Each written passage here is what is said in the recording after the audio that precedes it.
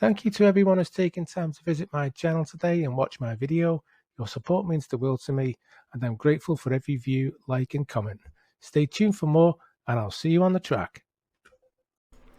Hi guys, Fat Pudn here. Welcome back to another video on my channel. We are doing AMS2 again at Low Fuel Motorsport.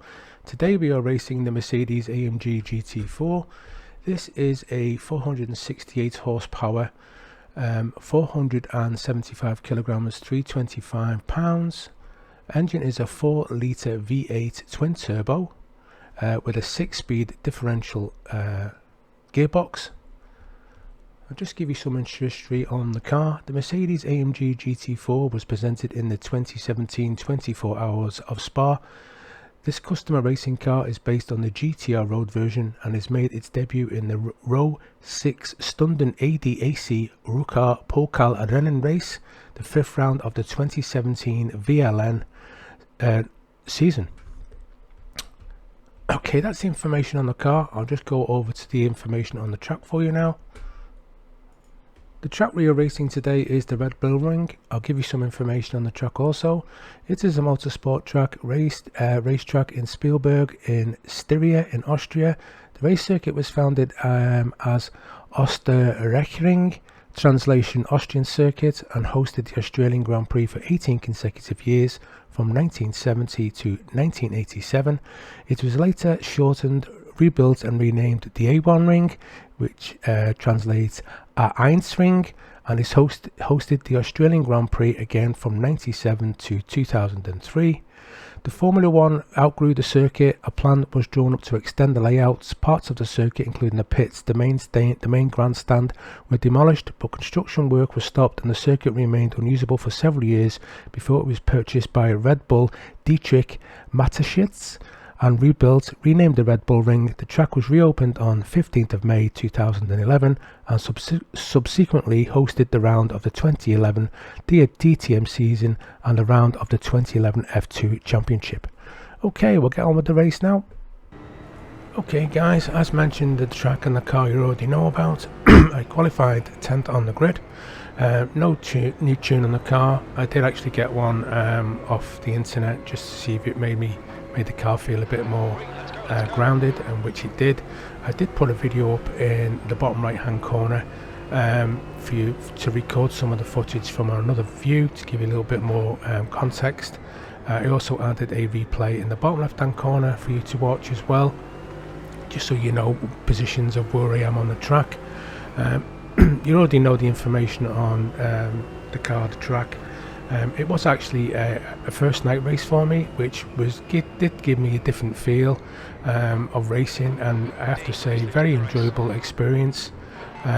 This is only a 20-minute race. I did get a slight contact there off the Porsche on the right hand side, the guy in yellow, but you know, with you just starting the beginning of the race, you are expected to be a bit more careful, especially racing. As you just noticed ahead, there's a couple of incidents gone off, cars hitting each other, just down to poor management, I would think. People seem to think, as I've mentioned before, that if you can get to the corner first, you're going to win. People have this really strange habit of doing that. They don't realise that the car is cold, the tyres are cold, the brakes are cold. You need to get heated into every aspect of the vehicle to give it a bit more grip, and therefore give you a little bit more confidence. But people just seem to think that, I'll push to the limit at the beginning, and that's an easy mistake to make. We're just coming round to the end of the first lap. As I have mentioned, it is a 20-minute race. I'm currently moved up to 9th position. The track was quite tricky. I'm just glad to say there was no weather events in it. It wasn't raining, so we didn't have to come into a pit or anything to change tyres, or there was no fuel stops. The overall weather at the time, it was going to be a whole dry race, which was good for me. The car felt actually great, but it's hard to really push the car when you know that you're on the limit. if you know what I mean. You see the cars pulling away from you and you can't really do much about it. I don't know if it was down to my driving skill. I mean, I was pushing as hard as I possibly could, but I couldn't really catch any of the cars in front. And you will notice during the race things do actually happen. A lot of them due to no fault of my own, but just trying to catch the cars ahead. You do know that a lot of them are jostling for position, as you can see clearly in the video.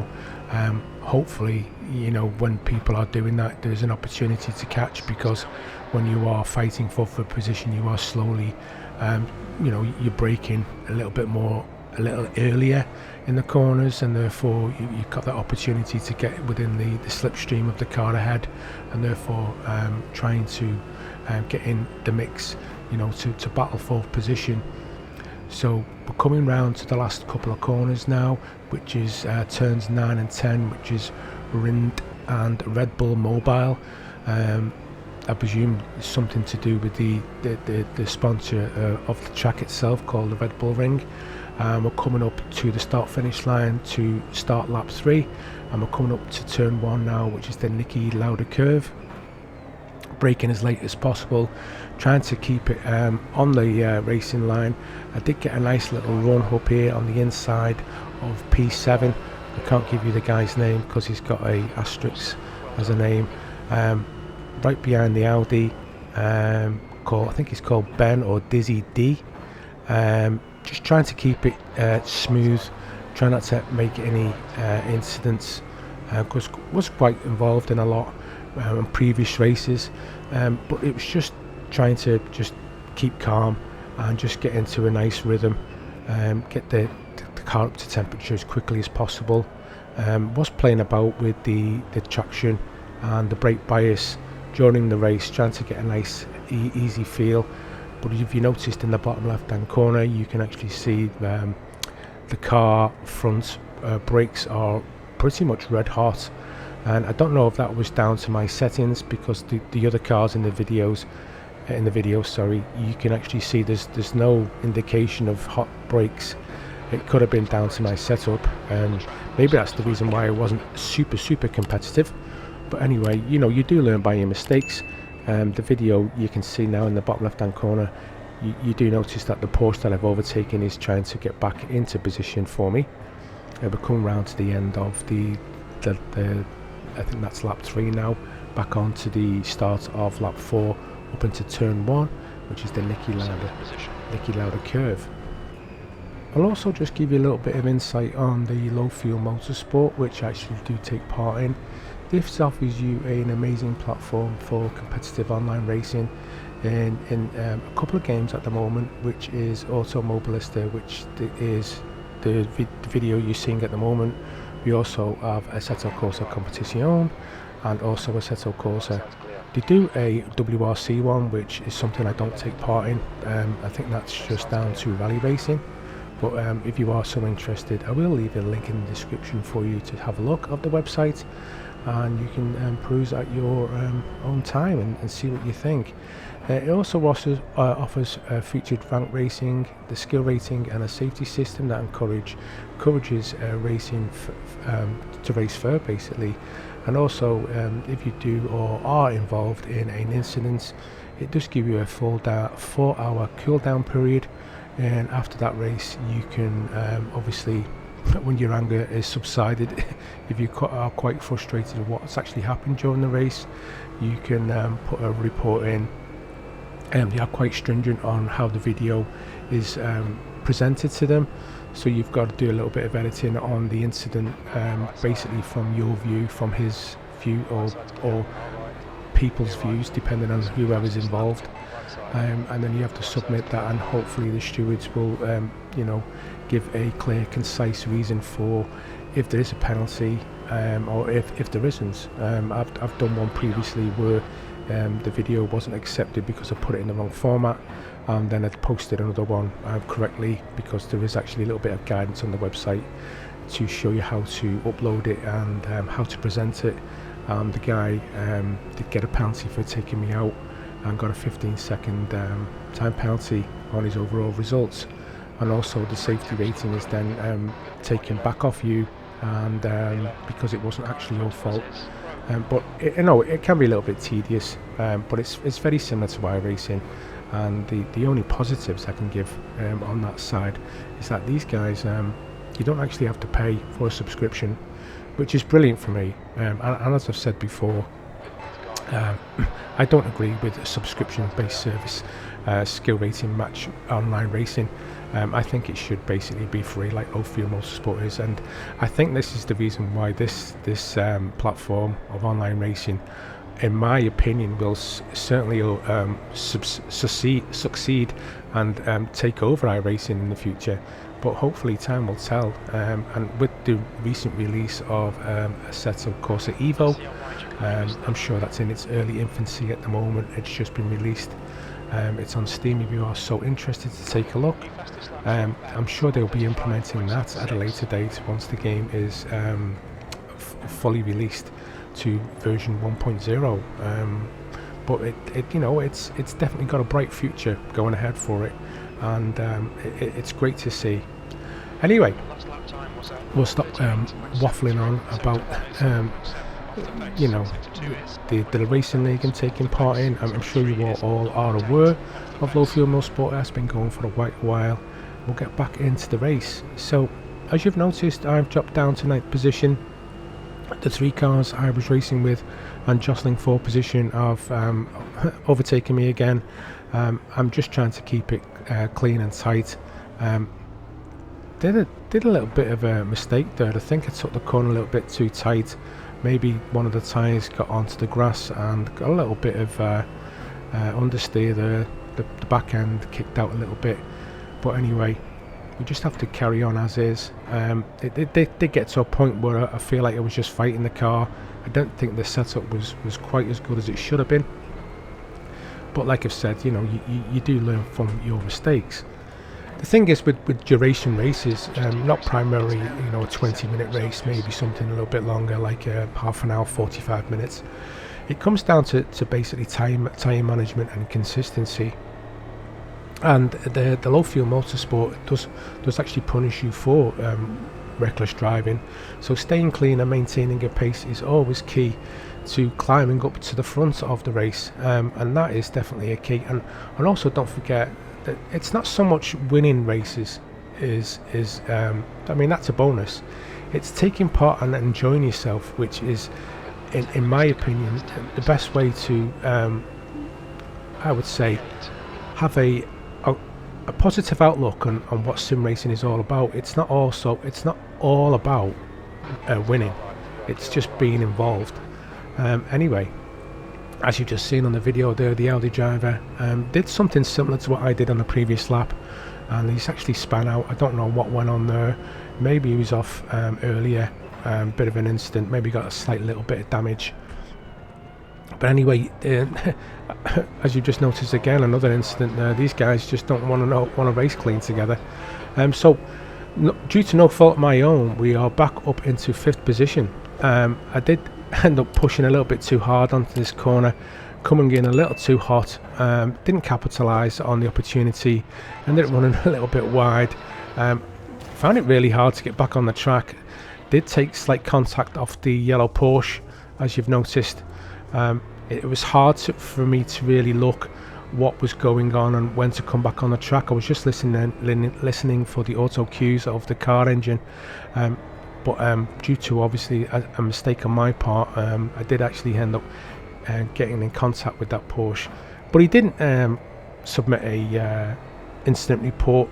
I think it was just one of those things. These guys are obviously having a lot of fun racing for position, and I could have capitalised. I could have got pretty much high up the front of the race there, which would have been a great result for me.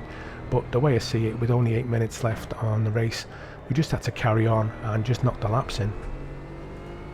I mean, the way I see it is that there is a constant battle for positions in the mid-pack of a race, and the pressure is always on to minimise your mistakes, just to stay in the fight for getting high up the track. But that's part and parcel of racing in its entirety anyway. And also the nerves are jangling as well, as you would notice. It's just trying to be clean, focus to stay in the racing line, and just to avoid anybody at all costs, especially beginning of the race, I find anyway. Did also forget to mention that this track is 4.32 kilometers long, consisting of 10 corners. The height difference is 65 meters, the maximum grading is 12%, and the maximum grading is 9.3%. Turn 1 features the most action of all the turns, believe it or not. You know, it's a quite tight turn 1. You seem to find, even in real life, you're watching these professionals racing around this track, you also seem to find that turn 1 seems to have the most action, with it being the first corner obviously and the tightest. A lot of incidents. I'm sure over the history you've seen many a time that these you know, the races are very exciting to watch, especially at this track. Such a free-flowing track as well, very enjoyable to take part in. So we're coming around, we've got just over 7 minutes left on the race. I'm currently in P9. We're coming round to the end of, I think that's about lap 7 now. Just past turn 10, past the start finish line. I'm coming up to turn 1 again, which is the Niki Lauda curve. Just braking past the 100-meter mark, up onto the right turn, up towards turns. I don't know if you remember, they used to have a little chicane here. I know they've incorporated to the MotoGP circuit now due to one of the incidents a couple of seasons ago. For all you bike racing enthusiasts out there, when Rossi's bike just basically, he came off the bike and it ended up sliding across the track and nearly hitting a couple of other riders. Very dangerous. So they did incorporate a chicane section just to slow down the bikes anyway on that race. Anyway, I'm just going a bit off cue here. So anyway, back to the race. Coming up on to turn 3 now, which is Remus and Schlossgold, which is turn 4, round to turn 5 and onto turn 6, which is called Rauch. Coming down this corner, just trying to keep it nice and smooth. As you can see, the guys ahead are, I would say, about 2 or 3 seconds ahead. I'm still knocking in nice, consistent laps. Me lap deltas and my sectors times aren't too slow, so I'm keeping a nice, consistent lap, just keeping a nice, steady rhythm as always. We're coming round to Rindt, which is turn 9 onto turn 10, which is Red Bull Mobile. And we're coming round again, and that's basically 1 lap of the Red Bull Ring. Still in P9. Don't have any concerns from the rear. As you can look on the top right hand corner, there's a guy in the pit lane there. P10 is way far behind. He's got maybe about 3 or 4 seconds, so I've got nothing to worry about. All I need to do now is just keep a consistent pace, and hopefully any incidents ahead, if they do arise, or hopefully we'll be able to capitalise on. I can only suggest that if you are actually taking part in LFM and you've just recently signed up to take part, definitely GT4 is the way to go. I mean, the GT4 class is a race for entry-level class races. So if you are trying to get into it and feeling it a bit too intense, racing the higher-end cars like the GT3 or GT2 cars, I would definitely recommend you giving it a go, because it does actually give you a nice entry-level feeling of the car, just to get into you know, taking part, feeling the nuances of the car, and you can go from there. It does actually improve your sim racing skill, obviously, taking part, and a very enjoyable experience, like I have said before. I mean, the cars are production-based vehicles, and they are actually modified for racing, so it's definitely a thumbs up for me anyway. But anyway, let me know what you think, guys. Are you currently racing in the GT4 series? Are you all more high-end GT3, GT2? Do let me know. And don't forget, if you do like my content, do please consider subscribing, because it does actually help the channel going forward. I'm still trying to get that monetization. I'm just finding it very difficult at the moment, because the 3,000 watch hours, I just seem to be going backwards with the watch hours for some reason. But you know, all you can do is just carry on. and keep pumping out the videos, and hopefully eventually you will get that monetization and start getting a little bit of payback for all the money I've actually put in towards getting my channel moving forward. It is quite difficult, especially for small YouTubers like myself, but I'm sure you're all aware of it anyway. There's a lot of competition out there, and it is a minefield to be noticed. But all you can do is just keep putting out hopefully very enjoyable content for you guys to watch, and it's something that I'm very passionate about, as I have said before. So hopefully going forward we can make sure it will be successful, but we just got to carry on as is. Anyway, so back to the race now. We've only got 2 minutes left. As you know, my delta time has just come up. I'm only a couple of hundreds off my previous sector times, so I'm still racing competitively. I'm still in P8. I think a guy must have gone off because I was in P9. The only gap is between 7th and 8th. It's just under 3 seconds. So we're coming around to one of the last corners now. We're coming up to the start finish line up into turn 1, and we've got a slight gap of just over 2 seconds. Sector time seeing I'm 400s down on my last lap delta. Maybe that's down to the fact that it could be down to tyre degradation, or the tyres, the setup, many things. Maybe just missing a few corners, going a little bit too wide, not putting the power down early enough or too early. All these things you've got to take into account, and maybe just start thinking about playing about with the in-game traction control, ABS, the mapping of the car as well during the race, maybe to give me an extra couple of more tenths. I've actually watched a lot of videos recently on this game, and it seems to find a lot of people are playing about with the settings mid-race, so maybe that's something for the future to consider. But every little helps at the end of the day. So we've only got now 50 seconds left now. I think this is going to be maybe one of the last laps. Once the leader passes the start finish line, that is actually classed as the last lap.